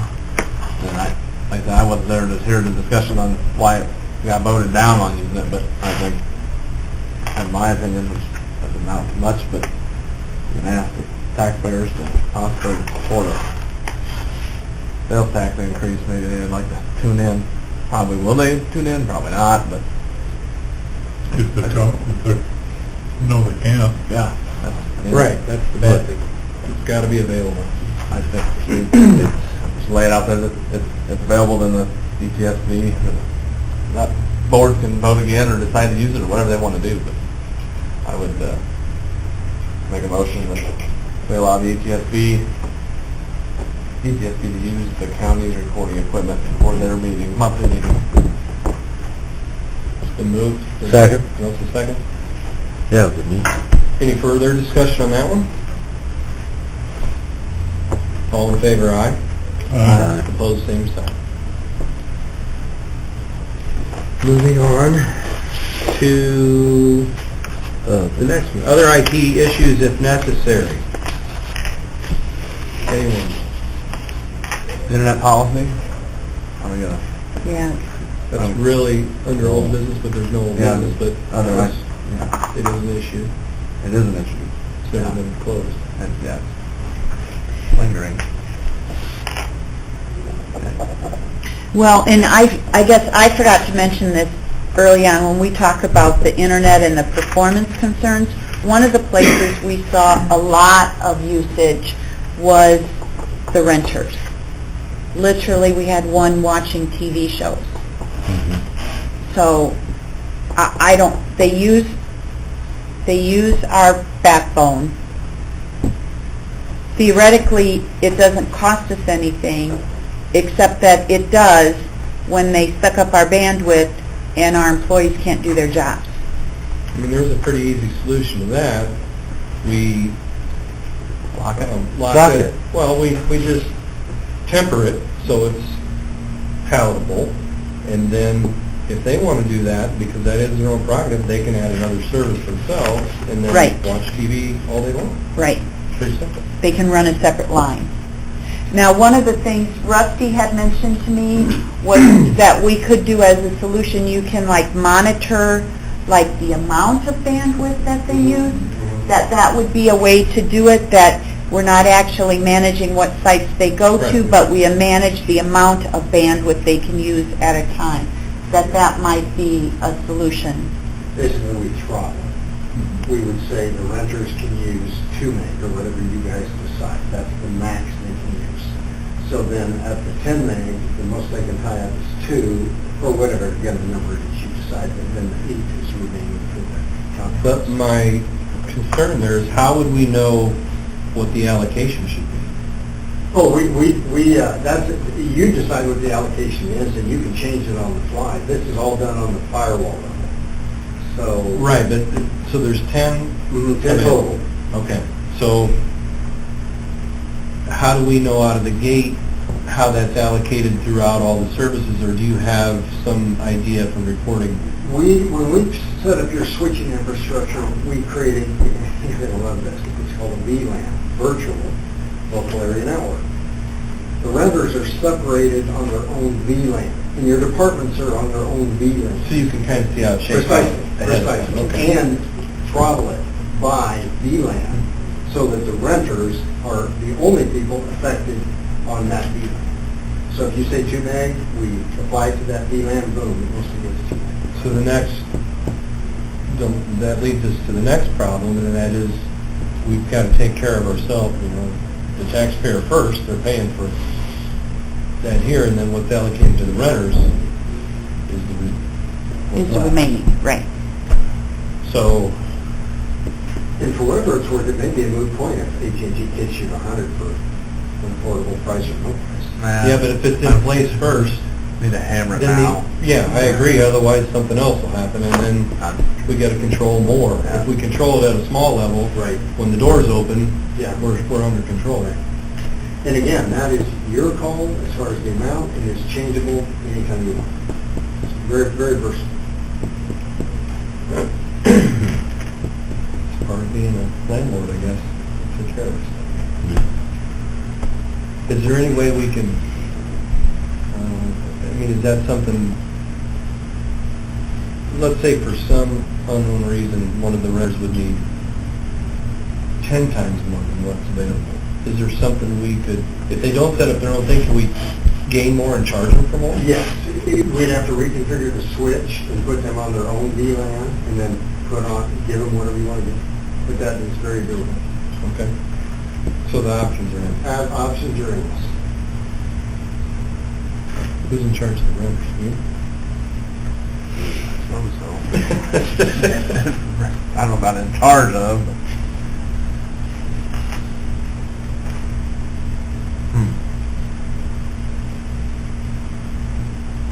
There we go. I fully support a limit. We just don't know the numbers. Yeah. Go about it. We don't know what it takes,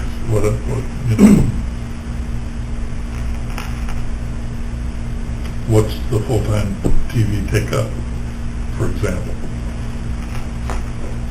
I think that's unreasonable, Yeah. but Yeah, it was probably jamming our 10 meg, don't you think, at that point? That was one of the spike times that we could identify what happened here.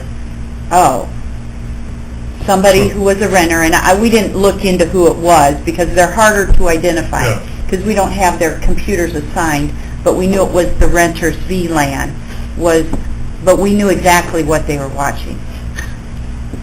It wasn't the Weather Channel. No. if we limit that to say 2 or whatever Right. number we pick, if we limit it to 2, that a time element, or is that a, no, you can't watch it?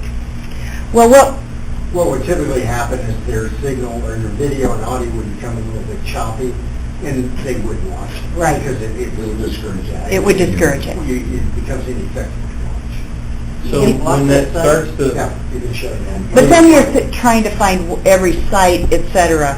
An easy way to monitor is cut their bandwidth. Then you don't have to worry about, oh, now they found a different site, now we got to block this site, now we have to look for, you know what I mean? Yeah.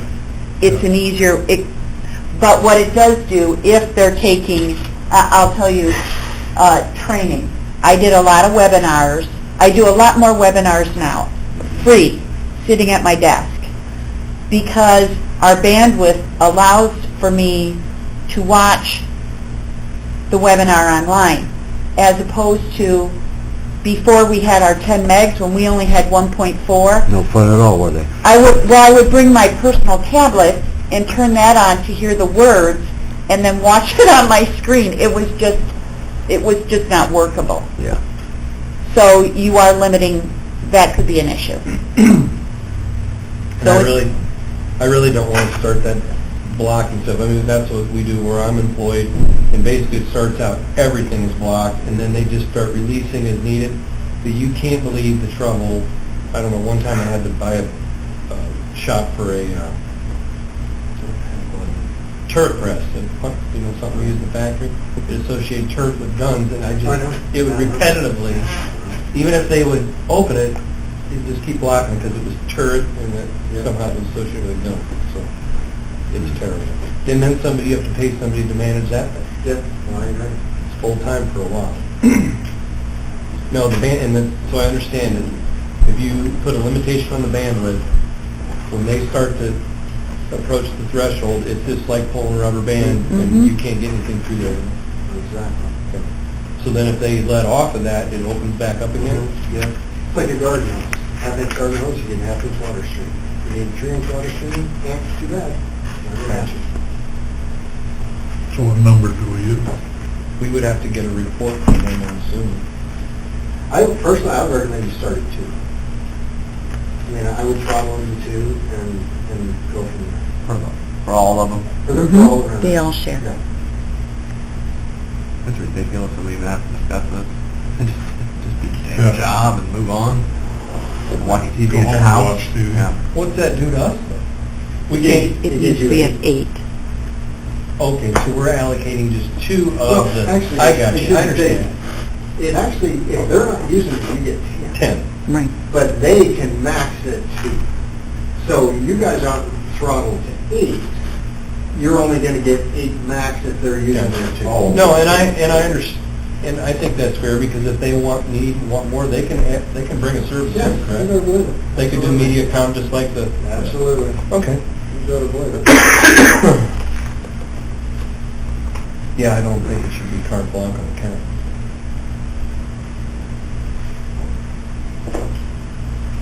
Want a motion? Or are we waiting for more information? No, I think we're good. Go ahead. Move to limit to 2 Okay. megs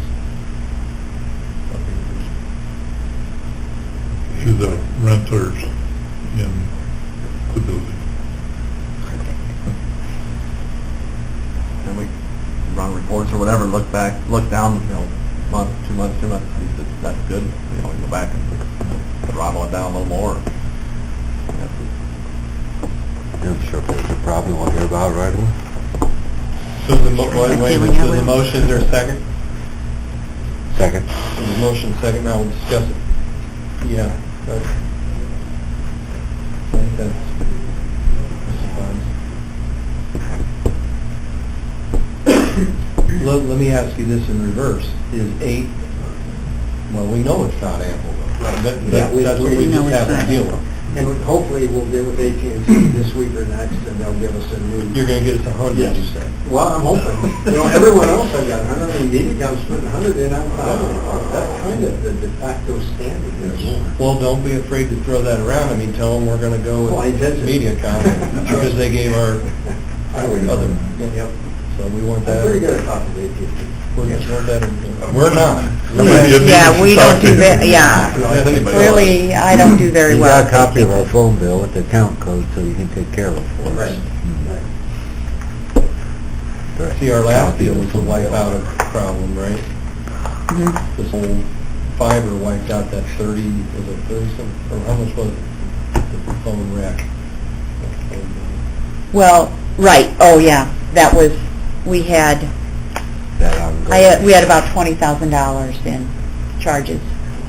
So we opted to use them to do this, and then it was all, Well, it's Be gone. still out there. I thought it was They gonna be haven't, gone. well, they haven't credited it yet, they're still working on that. That's why I'm saying, I'm not overly successful with No. AT&T. Is that part of your service too? You go Well, twist Yeah. your arms over there? If it's any consolation, I'm 2 years into waiting on the credit from AT&T. Yeah. But I don't let them forget it. Right. It's still on paper, right?